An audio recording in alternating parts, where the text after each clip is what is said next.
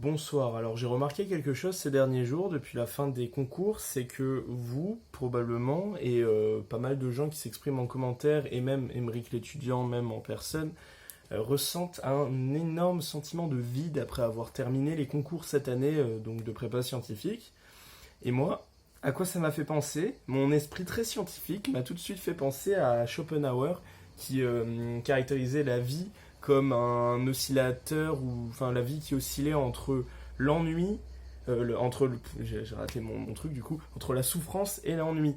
C'est-à-dire que on est dans la souffrance tant qu'on n'a pas réalisé ce qu'on voulait, qu'on n'a pas atteint nos objectifs, et que quand on arrivait au bonheur ou au truc machin, paf, on était dans l'ennui. Et là, vous êtes dans cette période d'ennui, vous êtes dans ce côté de l'oscillateur, et je vous en parlais un peu pour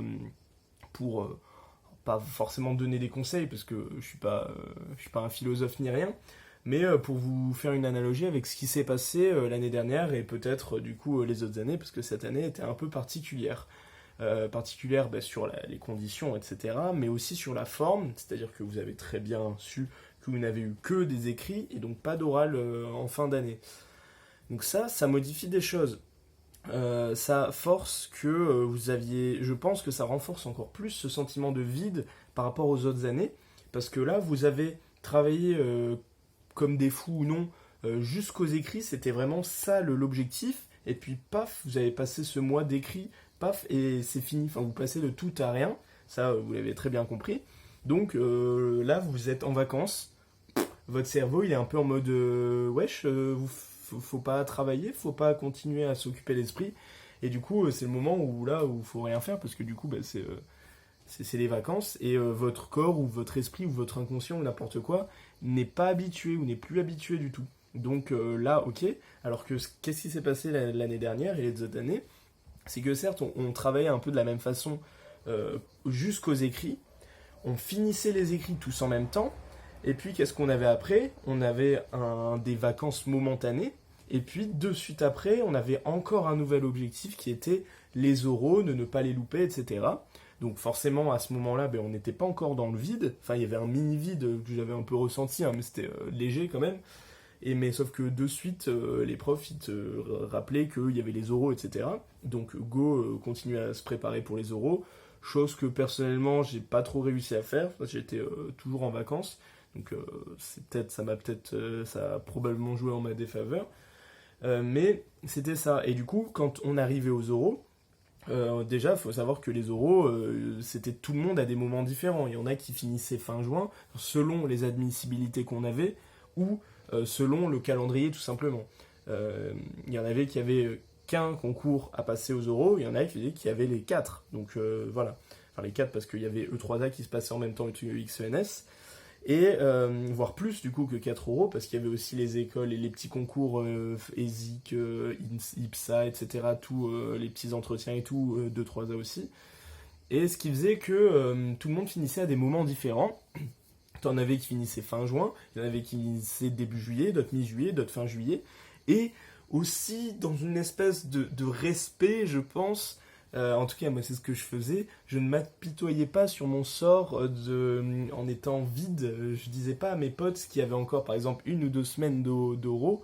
Oh là là, qu'est-ce que je déteste ma vie. Je suis vide, je suis en vacances. Parce que vous comprenez que quand vous avez encore 1 ou 2 semaines où peut-être vous allez jouer entre guillemets votre vie, parce que peut-être votre admission à l'école va se jouer sur cet oral. Et qu'il y a votre connard de pote qui vous dit oh là là, ma vie est trop nulle, je suis en vacances. C'est pas le meilleur des moods, donc après on n'y pense pas trop, mais c'est un truc qu'on faisait pas trop. Et comme là, cette année, tout le monde a fini en même temps, les écrits tous en même temps, donc il n'y a plus d'histoire de respect de concours, d'oral et tout. Là, ce sentiment revient en puissance parce que les gens le disent, ce qui est normal, vous avez le droit de dire ce que vous voulez, liberté d'expression, tout ça. Encore plus, si Émeric l'étudiant a fait une vidéo sur ça pour exprimer, ressortir tout ça et tout, et du coup, j'ai vu que dans la description, il y avait moult commentaires qui allaient dans ce sens, et moi j'étais un peu comme ça aussi après mes écrits l'année dernière, mais du coup beaucoup moins parce qu'il y avait les oraux et tout. Et puis après les oraux, j'étais plus en mode youpi, on continue les vacances.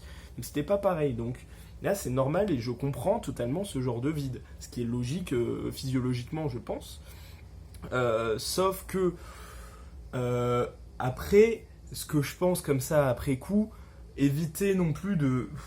Enfin, après, vous pouvez dire ce que vous voulez, bien évidemment, mais moi, je pense que je l'aurais pas dit, j'aurais pas été en mode oh là là, vraiment, je me sens mal et tout. Enfin, à part si vous vous sentez mal, hein, bien évidemment, mais peut-être en respect pour les futures deuxième années qui ont pas du tout fini cet enfer. C'est très bien d'extérioriser le fait que ce soit fini, etc. Parce que c'est compliqué, c'est long, c'est dur.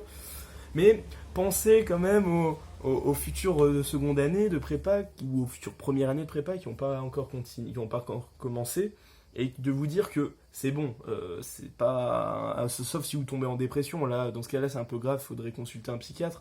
Et je rigole pas, hein, c'est pas pour rigoler que je dis ça, c'est vrai. Mais sinon, si c'est juste oh là là, je sais pas quoi faire, relativisez. Souvenez-vous, quand vous étiez en prépa, qu'est-ce que vous rêviez de faire? De ne rien faire, justement. Ben voilà, ne faites rien.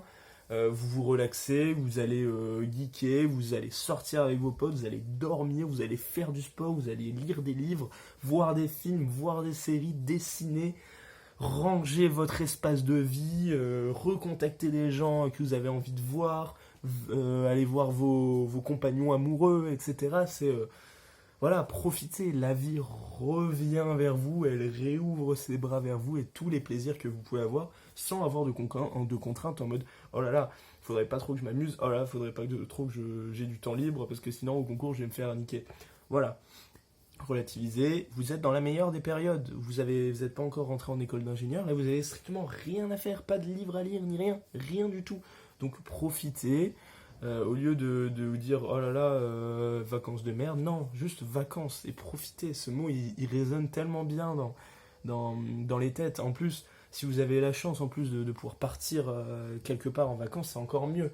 Voilà, profitez de l'instant présent et pour l'instant, vous êtes, enfin voilà, vous êtes dans la meilleure partie. Vous avez traversé un truc qui est le moment le plus dur de vos études et voilà, du coup, c'est très cool. Alors personnellement, qu'est-ce que je fais? Le PC, je l'ai un peu laissé à Strasbourg, donc j'y ai pas rejoué, même niveau jeux vidéo, j'y joue quasi pas. Je me suis mis à faire un petit peu de sport, je vois un peu ma famille, mes potes. Je lis des livres et surtout je rattrape mon retard au niveau des séries sur Netflix et des animés. Donc là pas trop, mais j'ai regardé, j'ai fini un arc de JoJo's Bizarre Adventure, enfin bref, j'ai de quoi m'occuper, je sors pas mal, donc c'est cool. Et du coup, pour ceux qui disent oh là là j'ai plus d'objectifs, etc., mon objectif c'était les concours, très noble objectif, vous allez avoir des nouveaux objectifs qui vont vous attendre en école d'ingénieur. Et quels sont ces objectifs? Bon, assister aux cours, réviser un peu des examens, etc. Mais surtout, vous aurez tout l'aspect associatif, vous faire de nouveaux potes, parce que vous allez être dans des grosses promos, pas comme dans les classes de prépa. Vous allez avoir du temps pour les soirées, voir vos potes, balader dans votre future ville, vous occuper de différents clubs de votre école ou associations, d'associations hors de l'école si vous voulez, n'importe quoi, le sport, etc. Vous allez sûrement voir les infrastructures de sport. Bref, vous allez avoir plein de nouveaux objectifs à faire, ne vous en souciez pas. Alors, est-ce qu'on peut dire, ouais, l'école d'ingénieur, hop là, c'est touriste, certes, mais vous allez pouvoir avoir le temps de vous consacrer à plein d'autres choses autres que juste travailler les cours, et ça, c'est cool. Voilà, c'est comme ça que je pourrais terminer cette vidéo. Ça fait un peu une transition vers les futures vidéos que je vais vous faire en parlant de mon école d'ingénieur et des écoles d'ingénieurs en général. Je pense que ça peut être cool. Donc voilà, rendez-vous dans les prochains jours pour des vidéos sur l'école d'ingénieur enfin. Allez, au revoir. Et surtout, ne travaillez pas. Logique.